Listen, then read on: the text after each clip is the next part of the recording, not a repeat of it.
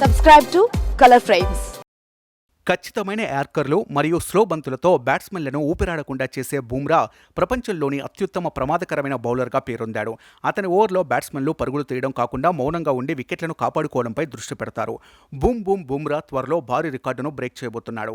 September 19 నుంచి భారత్ బంగ్లాదేశ్ మధ్య test series ప్రారంభం కానుంది.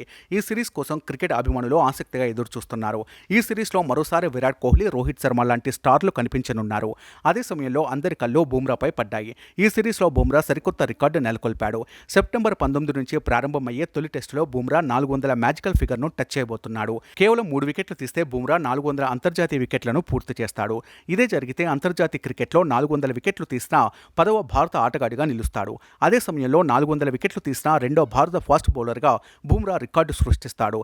ఇప్పటి వరకు బుమ్రా టెస్టుల్లో 159 వికెట్లు తీశాడు. వన్డేల్లో 149 వికెట్లు, టీ20లో 89 వికెట్లు పడగొట్టాడు.